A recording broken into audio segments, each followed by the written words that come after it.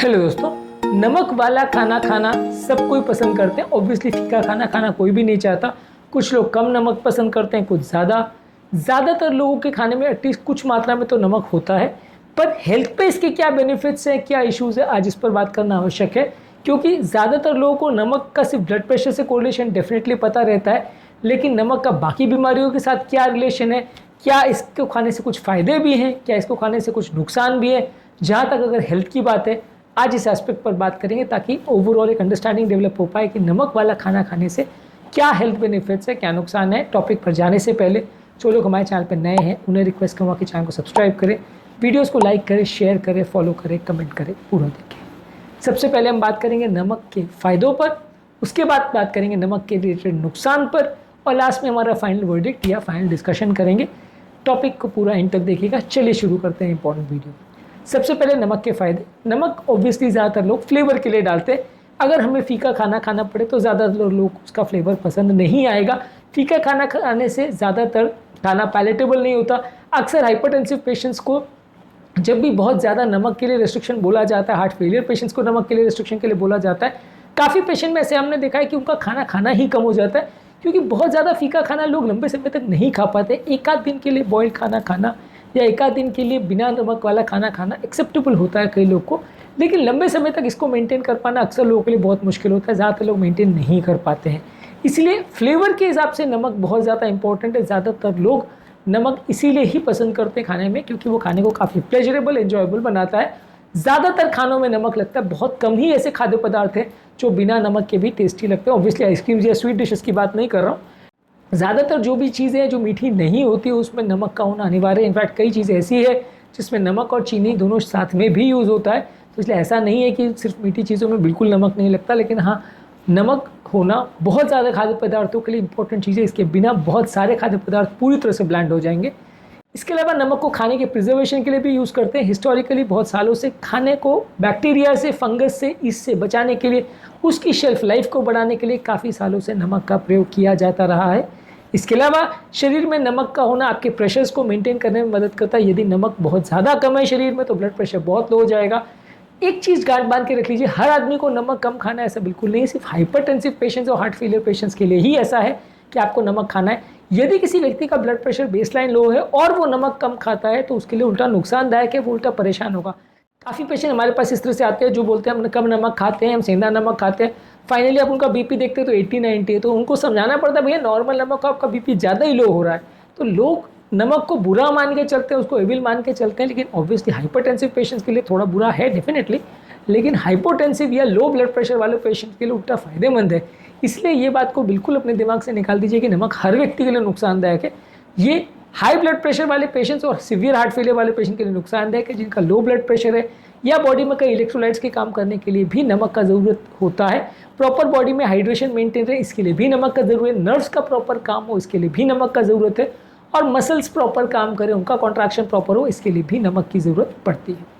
इसके अलावा obviously iodinated नमक में थोड़ा सा आयोडीन का एक्स्ट्रा सोर्स का भी वो काम करता है। यानी खाने में अगर आयोडीनेटेड नमक लेते हैं तो खाने में आयोडीन बढ़ जाता है, जो कि थायराइड रिलेटेड प्रॉब्लम्स या हाइपोथायरॉयडिज्म से आपको बचाता है। उसके अलावा फूड का टेक्सचर रेगुलेशन करने के लिए भी काम करता है। बेकिंग के दौरान ईस्ट की एक्टिविटी को बढ़ाने के लिए और ग्लूटेन के बॉन्ड्स को बढ़ाने के लिए, खाने को बढ़ते टेक्सचर देने के लिए नमक का प्रयोग किया जाता है। ज़्यादातर खाद्य पदार्थों में बेकिंग के दौरान नमक को यूज़ किया जाता है खाने की कुछ फूड प्रॉपर्टीज़ को इम्प्रूव करने के लिए। तो इसके लिए अलावा नमक के भी काफ़ी ऐसे यूज़ है। किचन में भी बहुत सारे इसके अलावा यूजेस हैं, उन पर बहुत ज़्यादा नहीं जाएंगे, लेकिन हेल्थ के पॉइंट ऑफ व्यू, फ्लेवर के हिसाब से, ब्लड प्रेशर के हिसाब से, मसल कॉन्ट्रैक्शन के हिसाब से, हाइड्रेशन मेंटेन करने के लिए और नर्व्स के फंक्शन के लिए नमक ज़रूरी है। लेकिन अब तक हमने बात करी नमक के फ़ायदों पर, अब बात करेंगे नुकसानों पर। नुकसान में सबसे ऑब्वियस है कि हाई ब्लड प्रेशर वाले पेशेंट्स के लिए नुकसानदायक है। मान के चलिए किसी का ब्लड प्रेशर अगर 130-140 के ऊपर है तो उसके लिए नमक ज़्यादा खाना नुकसानदायक है। हार्ट अटैक का चांस, लकवे का चांस, किडनी प्रॉब्लम का चांस बढ़ता है यदि इस तरह का व्यक्ति ज़्यादा मात्रा में नमक लेता है तो। इसके अलावा यदि किसी व्यक्ति को सीवियर हार्ट फेलियर है, उसका पंप क्षमता बहुत कम है, तो वैसे व्यक्ति में पानी भरने का प्रॉब्लम बढ़ सकता है यदि वो बहुत ज़्यादा नमक लेता है। इसीलिए ज़्यादा मात्रा में नमक लेने से आपके चेहरे पर सूजन आना, पेट में सूजन आना, हाथ पाँव में सूजन आना, ये प्रॉब्लम बढ़ सकती है। इसलिए ऐसे लोगों को नमक कम लेना चाहिए। जिन लोगों को लकवे का प्रॉब्लम है यदि वो भी बहुत ज़्यादा मात्रा में नमक लेते हैं तो लकवे का दोबारा होने का चांस भी काफ़ी बढ़ जाता है। ब्लड प्रेशर लकवे के पेशेंट्स के लिए बहुत ज़्यादा नुकसानदायक है, इसलिए हाई ब्लड प्रेशर वाले पेशेंट्स को नमक कम लेना चाहिए। जिन लोगों को किडनी का प्रॉब्लम है, ज़्यादा नमक लेने से किडनी पर भी बहुत ज़्यादा स्ट्रेन पड़ता है। ऑलरेडी अगर किसी को प्री एग्जिस्टिंग किडनी का प्रॉब्लम है और यदि वो व्यक्ति हाइपरटेंसिव है तो नमक कम लेना है। ऐसे किसी भी व्यक्ति, चाहे वो स्ट्रोक का हो, हार्ट फेलियर का हो या वो किडनी डैमेज वाला हो, अगर बीपी लो है तो वहाँ पे आपको नमक रेस्ट्रिक्ट नहीं करना है। हाइपरटेंसिव है तो डेफिनेटली नमक आपको कम करना है। इसके अलावा हड्डियों को कमज़ोर करने का भी काम करता है अगर बहुत ज़्यादा मात्रा में लेते हैं नमक।